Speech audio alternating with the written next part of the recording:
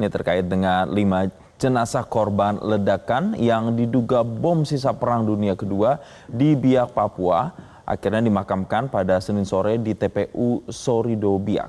Dan sebelum dimakamkan, pihak keluarga terlebih dahulu menggelar ibadah singkat requiem. Sementara itu, proses pencarian 3 warga yang masih hilang juga terus dilakukan dengan membantu penerjunan tim jinak bom Detasemen Gegana Brimob Polda Papua ke lokasi kejadian. Suasana haru mewarnai ibadah singkat 5 jenazah korban ledakan bom sebelum akhirnya diantarkan ke tempat peristirahatan terakhir di Sorido, Biak pada Senin sore. 5 korban tewas yang merupakan satu kerabat ini adalah Devekin Raubaba, 41 tahun, Morris Raubaba, 24 tahun, Carmila Ayurbaba, 25 tahun, serta 2 balita yakni Israel Raubaba, 7 tahun, dan Israel Raubaba, 5 tahun. Untuk mempercepat proses penanganan di lokasi, Kabid Humas Polda Papua, Kombes Pol Cahyo Soekarnito mengatakan, satu tim penjinak bom Detasemen Gegana Brimob Polda Papua telah diterjunkan dari Jayapura ke Biak. Selain mensterilkan lokasi dari sisa sebaran amunisi perang, tim juga membantu proses identifikasi dan pencarian 3 warga lain yang masih dinyatakan hilang. Berdasarkan data kepolisian, 3 warga yang masih dalam pencarian adalah Yulianus Raubaba, Lai Madura, dan Anis Marandov. Akibat ledakan dahsyat ini, 55 warga terpaksa diungsikan ke tempat aman, sementara 9 warga lainnya masih menjalani perawatan akibat luka ringan. Terjadi ledakan diduga dari bom peninggalan Perang Dunia Kedua. Akibat dari ledakan bom atau mortir tersebut mengakibatkan korban jiwa yang telah teridentifikasi sejumlah 5, sementara telah dievakuasi 4 korban ke Rumah Sakit Umum Daerah Biak dan 1 korban ke Rumah Sakit Angkatan Laut Biak. Sementara Polres Biak bekerjasama dengan instansi terkait dan tim gabungan melakukan pengamanan di lokasi sekaligus pencarian korban karena masih ada 3 korban yang belum ditemukan. Proses pencarian korban hilang hingga kini masih terus dilakukan oleh tim gabungan dengan penuh kehati-hatian mengingat rawannya area lokasi kejadian. Dari Kabupaten Biak Numfor, Papua, Michael Kabuare, Metro TV.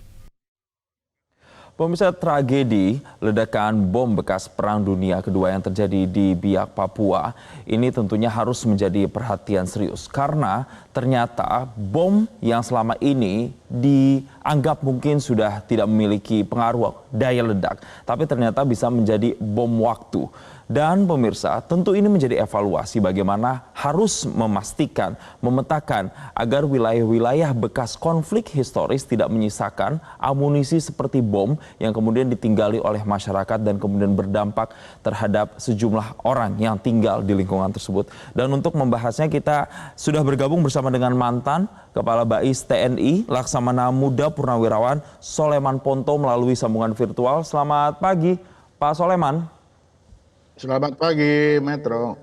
Baik, terima kasih Pak Soleman telah bergabung. Pak, langsung saja melihat kejadian kemarin di Biak, Papua ini. Ya. Ternyata itu bom bekas Perang Dunia Kedua. Usianya mungkin sudah 80 tahunan. Ternyata masih punya daya ledak. Itu mengapa bisa seperti itu?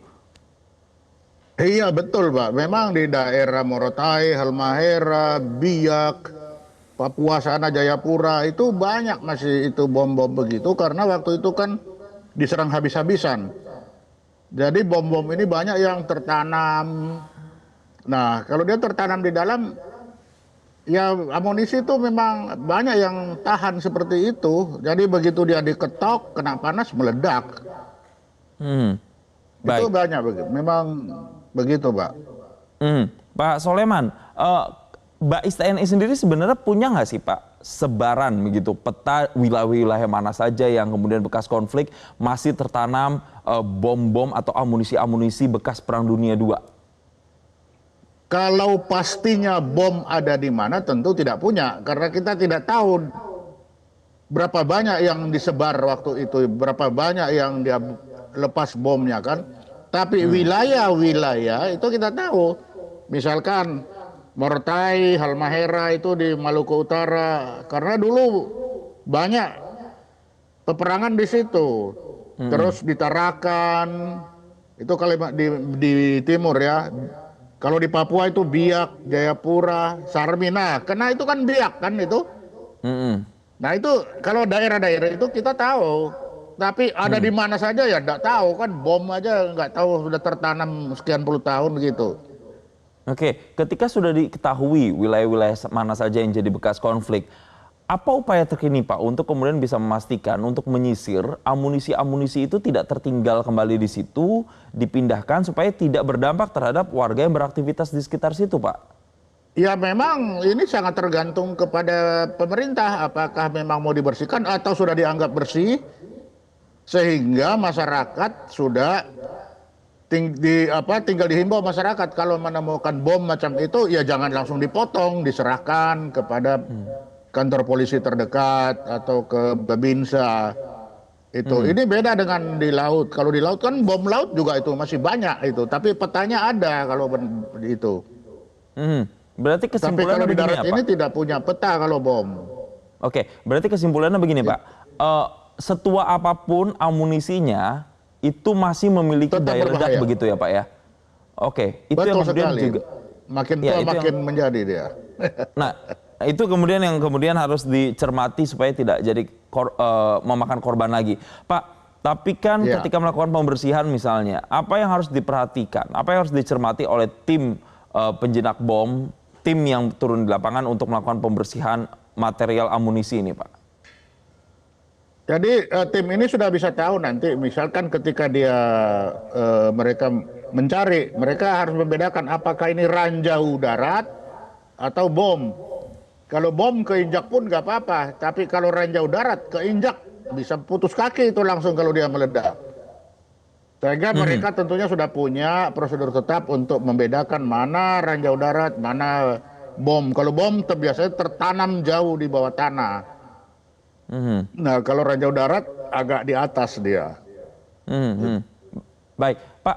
Tadi Bapak bilang sudah bisa dipetakan sebenarnya wilayah-wilayah mana saja yang menjadi bekas konflik dan berpotensi masih ada amunisi-amunisi yang tersebar begitu di sana. Nah, kalau Bapak melihat kondisinya sekarang, memang apakah sulit Pak untuk kemudian melakukan pembersihan di lokasi-lokasi bekas konflik Perang Dunia itu Pak?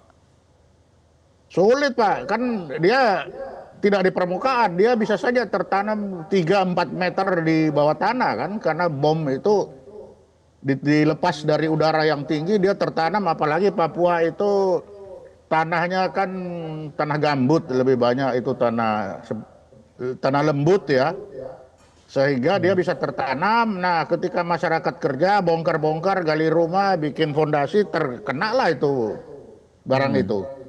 Tapi untuk mencari sangat sulit kalau bom. Kalau ranjau darat masih di permukaan, bisa disisir. Tapi kalau bom itu kesulitannya tinggi karena dia tertanam jauh di bawah tanah begitu.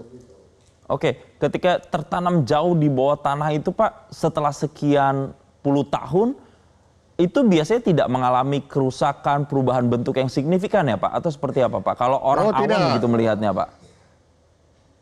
Dia sangat mungkin masih tetap hidup kalau detonasinya, kalau kena panas itu masih bisa hidup. Probabilitas hidupnya masih tinggi. Oke, Pak, kalau nanti dilakukan pembersihan begitu Pak, langkah apa yang memang harus paling diperhatikan ketika melakukan pembersihan itu Pak? Ya paling diperhatikan itu supaya masyarakat kalau menemukan barang bom seperti itu agar supaya jangan diutik-utik, biasanya kan itu digergaji itu. Jangan digergaji, diserahkan kepada Babinsa ataupun kantor polisi terdekat. Nah biasanya mereka menemukan lumayan ini karena barang itu kan berat, tebal besinya. Wah ini lumayan ini besi ini, dijual. Padahal itu malah petaka itu. Baik, kalau sudah seperti ini Pak, memakan korban, bahkan di Biak Papua itu informasinya sudah ada 5 yang meninggal dunia dan bahkan masih ada yang dicari lagi. Perlukah pemerintah sesegera mungkin melakukan pembersihan atau penyisiran wilayah-wilayah bekas konflik itu sesegera mungkin? Saya kira kalau sekarang sudah ada lagi ya, karena kan kepastian ada di mana juga kan tidak pasti. Hanya wilayah konflik pasti ada, tapi di mana kan sulit. Karena jangan sampai juga mereka menyisir tempat yang memang nggak ada. Karena itu sangat sulit itu. Kalau dibuka, digali mau misalkan berapa meter mau digali? 3 meter, 4 meter? Itu juga tingkat kesulitannya tinggi. Yang diperlukan adalah kewaspadaan masyarakat yang ada di situ. Kalau berharap kepada pemerintah, susah. Itu sangat berbeda kalau ranjau misalkan di laut. Kalau di laut bisa Angkatan Laut menyisir itu. Daerah mana yang ada ranjau laut, disisir dulu. Wah, itu bisa kalau Angkatan Laut. Tapi kalau di darat sepanjang pengetahuan saya itu yang bisa disisir kalau itu ranjau darat. Karena dia ada di atas permukaan. Kalaupun tenggelam nggak terlalu jauh. Tapi kalau bom pesawat itu jauh di bawah tanah. Jadi sulit, saya kira pemerintah pun akan sulit. Nanti bekerjanya sia-sia lagi nanti, kan gitu. Oke, kalau tadi akhirnya menitik beratkan pada kewaspadaan masyarakat, Pak. Misal sebagai masyarakat awam, saya melihat tadi profil korbannya bahkan ada yang anak-anak. Kalau bom mungkin anak-anak sulit lah untuk menggali-gali, tapi kalau ranjau kan dia lebih di atas lagi kalau kata Pak Soleman. Apa yang bisa kita cermati? Mungkin kan anak kecil tidak paham begitu Pak, atau orang awam tidak paham bentuk ranjau, bentuk bom itu seperti apa Pak? Kalau ranjau saya kira itu sudah disisir ya, itu pasti ada penyapu ranjau. Angkatan Darat pasti sudah membersihkan daerah itu dengan menyapu ranjau itu, ada penyapu ranjau. Tapi yang beberapa kali korban itu kan bukan ketemu langsung meledak, kan tidak. Itu diambil, dibawa dulu, diketok-ketok, dipotong, baru meledak, kan begitu. Jadi kalau ketemu ya jangan dipotong, jangan diketok-ketok. Apalagi dibakar. Nah, diserahkan kepada kantor polisi atau Babinsa, mereka lebih tahu untuk tindak lanjutnya mau diapakan gitu. Tapi yang jelas ini tentu menjadi perhatian serius begitu Pak, supaya kejadian seperti ini tidak terulang lagi. Kita menunggu langkah-langkah pembersihan pastinya untuk kemudian bisa mengambil sisa-sisa amunisi bekas Perang Dunia Kedua ini supaya tidak lagi memakan korban. Terima kasih Laksda TNI Purnawirawan Soleman Ponto, mantan Kepala Bais TNI, telah memberikan pencerahan bersama kami di Selamat Pagi Indonesia. Selamat kembali melanjutkan aktivitas. Jelajahi cara baru mendapatkan informasi. Download Metro TV Extend sekarang.